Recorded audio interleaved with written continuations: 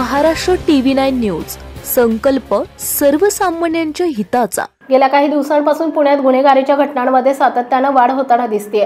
अशातच पुण्यात बॉयफ्रेंडच्या मदतीने आईने स्वतःच्या मुलीचे अश्लील व्हिडिओ काढत व्हायरल केल्याचा हादरवणारा प्रकार समोर आलाय। एवढ्यावरच न थांबता महिलेने मुलीला स्वतःच्या बॉयफ्रेंड सोबत शारीरिक संबंध ठेवायला भाग पाडलं। यानंतर आरोपी फरार झाले होते।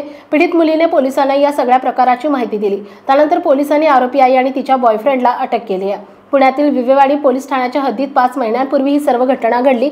आईने अल्पवयीन मुलीचे अश्लील व्हिडिओ काढून बॉयफ्रेंड आणि नातेवाईकांना पाठवले होते। अल्पवयीन मुलीने आईचे आणि तिच्या बॉयफ्रेंडच्या प्रेमसंबंधांची माहिती घर मालकिनीला दिली होती। त्याच रागातून नराधम आईने हे धक्कादायक कृत्य केलं। त्यानंतर आरोपी बॉयफ्रेंडने पीडितेवर अत्याचार केले। या सगळ्या प्रकारानंतर पीडितेची आई आणि तिचा बॉयफ्रेंड फरार झाले होते। मात्र शनिवारी विवेवाडी पोलिसांनी दोघांनाही अटक केली आहे। पोलिसांनी दिलेल्या माहितीनुसार 5 महिन्यांपूर्वी 13 वर्षीय मुलीला तिच्या आईचे एका व्यक्तीसोबत अनैतिक संबंध असल्याचं समजलं। ही माहिती मुलीने त्यांच्या घर मालकिनीला दिली। हे समजल्यावर पीडित मुलीच्या आईने तिला वारंवार त्रास देण्यास सुरुवात केली। यातच महिलेच्या बॉयफ्रेंडने मुलीवर अत्याचार केले।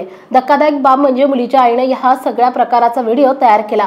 हा व्हिडिओ आरोपी आईने सर्व नातेवाईकांना पाठवला आणि तिची बदनामी केली। त्यामुळे मुलीला जबर धक्का बसला। या प्रकारानंतर दोन्ही आरोपी पळून गेले। खडकवासला नांदेडगाव येथील एका चाळीत दोघे जण राहत असल्याची माहिती पोलिसांना मिळाली। पोलिसांनी सापळा रचून शनिवारी दोघांना अटक केली आहे। पोलिसांनी दोघांकडेही या प्रकरणाची चौकशी सुरू केली आहे।